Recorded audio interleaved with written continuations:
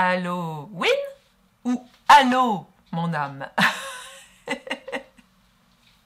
Je vous montre cette petite photo que j'ai prise dans une commune proche de chez moi. Alors vous voyez la mairie, la décoration d'Halloween et un joli cercueil sympa. Et quand vous voyez la photo du maire sur le bulletin municipal, waouh! Il y a une ambiance, hein. Ah, eh oui, mais qu'est-ce que c'est pertinent en période d'épidémie, de pandémie, de mettre ça devant un établissement étatique. Waouh! Voilà, bah oui, mais bon, pensez aux gestes barrières pour vous protéger, mais le cercueil n'est pas loin. Voilà, donc on arrive à une période de l'année un peu chargée au niveau des rituels. Hein, vous voyez, c'est particulier. Derrière moi, vous pouvez voir qu'il y a une tempête de vent qui va certainement pas donner d'eau, comme d'hab, tempête de vent. Et voilà, c'est toutes ces modifications climatiques. Alors, eh oui, donc ça va avec un peu maintenant, mais bon, rien n'est calé, tout peut changer. Alors, j'en reviens, oui, à cette période de l'année où le calendrier est un peu chargé. Je vous invite tout simplement à aller voir sur Internet, vous le trouvez en 4 secondes. Calendrier satanique. Alors, effectivement, ça commence avec cette chose d'Halloween. Après, le lendemain, il y a la Toussaint. Après, il y a la fête des morts. Après, il y a le 11 novembre. Le 6 décembre, la Saint-Nicolas. Santa Claus. Et après, la fête des Lumières dans notre région vers Lyon, là, voilà, qui est encore un hommage marial.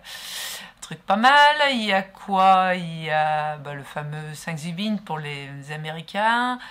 Il y a le fameux Noël, évidemment, le jour de l'an, le réveillon. Enfin, tout ça, c'est vraiment des rituels auxquels on donne notre énergie tant qu'on décide d'y participer. Quand je participe à quelque chose, même à un certain degré, je donne mon énergie. Et oui, ça, faut bien savoir que c'est un phénomène, c'est comme un vase communicant. Toute cette énergie que je vais donner à ces bazars, eh ben, c'est une énergie que je ne me donne pas. C'est une énergie qui fiche le camp, qui va à l'extérieur. Et de ce fait, je consens à nourrir tout ça et je consens dans la matière. Voilà, et c'est quand même pas rien. Donc posez-vous la question, est-ce que vous participez encore, oui ou non, à ces choses-là? Alors si oui, vous n'êtes pas fautif, hein, je ne suis pas là pour vous faire la leçon du tout, plutôt pour vous aider à avancer. C'est pourquoi j'y participe encore un peu, encore beaucoup. Quels sont les moteurs? Pourquoi suis-je encore attaché à faire cela? Est-ce que c'est par fidélité, par habitude? N'oubliez pas que tout ça, la fidélité et les habitudes, la fidélité familiale, c'est des élastiques qu'on se met dans le dos, qui nous tirent en arrière. Hein. Donc aussi, je peux penser à un changement tout à fait intellectuel. Ah oui, c'est pas bien, mais je continue à le faire. Donc là, activité dans la matière, dans le monde et pour son changement. Et pour mon changement, zéro, ça sert à rien. Je le sais, mais je n'acte pas. Donc, c'est pas utile, mais par contre, je peux faire la transition. Pourquoi je n'y arrive pas? Et là, du coup, ça devient très, très évolutif. Hein. Je suis pas là voilà, pour vous faire culpabiliser, mais posez-vous vraiment les bonnes questions. Je dis ce que je fais. Pourquoi je n'y suis plus? Pourquoi je ne veux plus participer à ça? Oui, je le dis, je peux le dire. Pourquoi?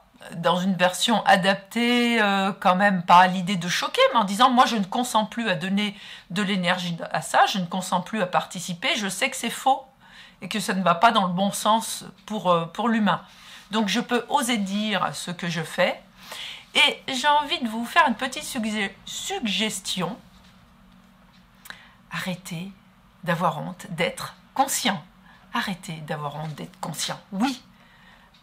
J'assume ce que je suis, je m'accueille. Et ça, c'est une marque d'amitié, d'amour, de bientraitance avec moi-même. Oui, j'en suis à ce niveau de conscience et je l'accueille. Alors, bel accueil à vous!